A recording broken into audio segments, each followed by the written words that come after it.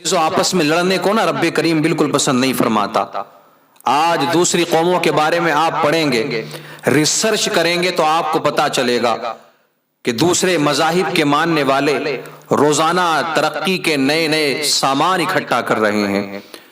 रोजाना ये कोशिश कर रहे हैं कि हमारी कौम कैसे तरक्की पकड़े, किस तरीके से हम तरक्की की तरफ जा सकते हैं।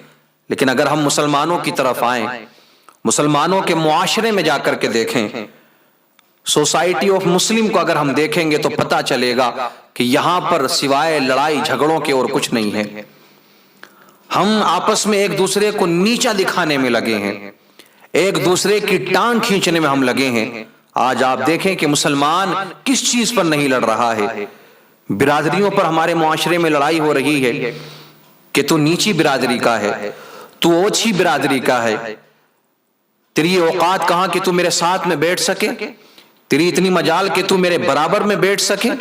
हालांकि जिसको नीची बिरादरी का कहा जा रहा है मेरे अजीज, वो भी उसी अल्लाह को मानने वाला है जिस अल्लाह को ये ऊंची बिरादरी का इंसान मानता है। वो भी उसी कुरान को पढ़ता है कि जिसको ये ऊंची बिरादरी वाला पढ़ता है। वो भी उसी आका करीम सल्लल्लाहु अलैहि वसल्लम को मानता है जिनको ये ऊंची बिरादरी वाला मानता है। तो बिरादरियों के नाम पर हम लड़ रहे हैं। आपस में भाई का भाई दुश्मन है, रिश्तेदार रिश्तेदार का दुश्मन है। अगर कोई तरक्की कर ले, ऊंचे मकाम पर पहुंच जाए, कोई ओहदा इख्तियार कर ले, थोड़ी सी कामयाबी अपनी मेहनत की वजह से उसे मिल जाए, तो दूसरे ये कोशिश नहीं करेंगे कि हम भी मेहनत करें, हम भी मुशक्कतें उठाएं, परेशानियां उठाएं, मेहनत करें अपनी जिंदगी में, हम भी इस मकाम तक पहुंचे। ऐसा नहीं करेंगे, बल्कि उसकी टांग खींचने की कोशिश करेंगे, उसको नीचा दिखाने के लिए, उसको जलील करने के लिए। उन्हें किसी भी हद तक जाना पड़े, वो अपने मुसलमान भाई को नीचा दिखाने के लिए किसी भी हद तक चले जाएंगे। तो ये हो रहा है आज उम्मत मुस्लिमा में। यही वजह है कि हम किसी भी डिपार्टमेंट में तरक्की पकड़े हुए नहीं हैं, कहीं भी हमारी पूछताछ नहीं, कोई हमें पूछने वाला नहीं है। आप मुझे बताओ कि कौन सी तरक्की की है उम्मत मुस्लिमा ने इस दौर में। दौर हाजिर में सबसे ज्यादा अगर निचले स्तर पर किसी को माना जाता है कि जो ना एजुकेटेड हैं, ना एजुकेशन जिनके पास है, ना किसी ओहदे पर हैं, ना पैसा इनके पास है, तो वो कोई और नहीं है बल्कि मुसलमानों का ही नंबर आता है। हर चीज से खाली अगर किसी को माना जा रहा है तो मुसलमानों को माना जा रहा है। लेकिन मुसलमान आपस में लड़ने से ही बाज नहीं आ रहा। अब आपने देखा कि अजमेर का जो मामला हुआ, कोई कमी रह गई थी वहां पर? लाते, घूंसे, डंडे, बेल्ट वगैरह जिस तरीके से उनको लड़ाई करना थी उन्होंने लड़ाई की, आपस में मारने की कोशिश की।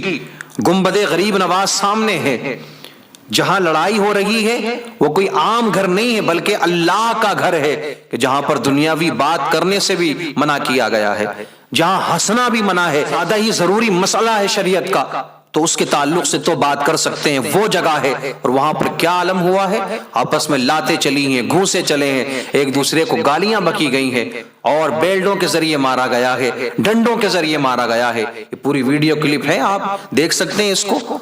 और अब तो ये पूरी दुनिया में पहुंच गई है। तो ये कौन है? ये कौन लोग हैं? ये मुसलमान ही तो हैं। ये वही लोग हैं जो कहते हैं कि हम नबी का दामन नहीं छोड़ेंगे, वो से पाक का दामन नहीं छोड़ेंगे, गरीब नवाज का दामन नहीं छोड़ेंगे, हम आला हजरत के मानने वाले हैं, आला हजरत का दामन नहीं छोड़ेंगे। ये वलियों से प्यार करने वाले हैं, वलियों से मोहब्बत करने वाले हैं। और वो बारगाह सुल्तानुल हिंद अताए रसूल सैयदना ख्वाजा गरीब नवाज मोइनुद्दीन चिश्ती अजमेरी रहमतुल्लाह ताला अलैह का वो दरबार कि जहां पर बड़े से बड़े अल्लाह के वली भी अपनी पहचान को छुपा करके जाया करते हैं। वो बारगाह के कितना भी बड़ा कोई सेलिब्रिटी हो, कितना भी बड़ा कोई मुकर्रिर या खतीब हो, कितना भी बड़ा कोई आलिम हो, अपने आप को छुपा करके, अपनी पहचान छुपा करके उस बारगाह में जाता है, जहां पर ऊंची आवाज में बात करना भी गलत होता है। जिस बारगाह में अगर गलत जुमले निकाल लिए जाएं तो हमारा ईमान खत्म हो सकता है, हम बर्बाद हो सकते हैं।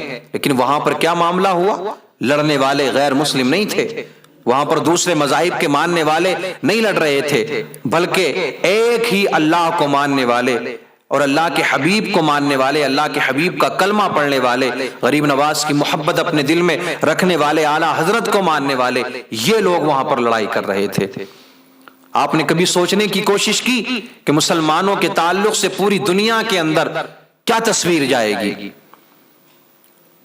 یا جو کہتے ہیں اپنے آپ کو کہ ہم غریب نواز کے ماننے والے ہیں، اعلیٰ حضرت کے ماننے والے ہیں، ان کے تعلق سے دنیا والے کیا سوچیں گے؟ کیسی تصویر پہنچے گی دنیا کے اندر؟ کبھی ہم یہ کوشش نہیں کرتے۔ تو صبر، تحمل، اچھے اخلاق، یہ ساری چیزیں ہمارے معاشرے سے مٹ چکی ہیں۔ بس اپنے آپ کو منوانے کے لیے، اپنی بات اونچی کرنے کے لیے، اپنا عہدہ اونچا دکھانے کے لیے ہمیں کسی بھی حد تک جانا پڑے تو ہم جائیں گے، ہمیں گالی بکنی پڑے گالی بکیں گے، لات گھونسے چلانا پڑے وہ بھی چلائیں گے، ڈنڈے چلانا پڑے وہ بھی چلائیں گے، سارے کام کریں گے، لیکن کبھی یہ نہیں سوچیں گے کہ ہم کس نبی کا کلمہ پڑھنے والے ہیں، اللہ کے حبیب صلی اللہ علیہ وسلم کی تعلیمات کیا ہے، کبھی ہم اس طرف غور نہیں کریں گے۔ یہ ساری چیزیں ختم ہو چکی نا معاشرے سے۔ یار صحابہ کرام رضوان اللہ تعالی علیہم اجمعین کی زندگی کو پڑھیں آپ، وہ صحابہ کہ ان میں سے اگر کوئی ایک بھی کسی جگہ پر چلا جاتا، پوری دنیا میں سے کسی بھی مقام پر پہنچ جاتا تو سارے لوگوں پر سختہ طاری ہو جایا کرتا تھا۔ صحابہ کا یہ مقام تھا، یہ روب تھا، یہ دبدبا تھا، یہ کس وجہ سے تھا؟ اخلاق تھا ان کے پاس میں، صبر تھا ان کے پاس میں، تحمل ان کے پاس میں تھا، توکل علی اللہ تھا، بھی کی سچی محبت ان کے دل میں موجود تھی، ایک دوسرے کے لیے جان دینے کے لیے تیار رہتے تھے۔ آج تو سب کہتے ہیں نا کہ ہم صحابہ کرام رضوان اللہ تعالی علیہم اجمعین کے ماننے والے ہیں، لیکن کوئی کسی کی صحابیت کا انکار کر رہا ہے، کوئی کسی صحابی کو گالی دے رہا ہے، کہ نعرہ برابر لگا رہے ہیں کہ صحابہ کرام رضوان اللہ تعالی علیہم اجمعین کے ہم ماننے والے ہیں۔ نعرہ لگانے سے کچھ نہیں ہوگا، تعلیمات پر اگر آپ ان کی عمل کرتے ہیں تو آپ سچے عاشق ہیں۔ صحابہ کرام رضوان اللہ تعالی علیہم اجمعین کی کیا تعلیمات تھی، آپ کا کیا پیغام تھا؟ ایک جنگ میں کچھ زخمی صحابہ زمین پر پڑے ہیں، پانی مانگ رہے ہیں، ایک صحابی پانی لے کر کے آتے ہیں، جن کو پانی دینا تھا بہت زیادہ زخمی ہے، بہت زیادہ پیاس لگی ہے، ابھی ہونٹوں تک ہی پانی گیا تھا کہ پاس سے آواز آتی ہے پانی پانی، کہ مجھے بھی پیاس لگی ہے۔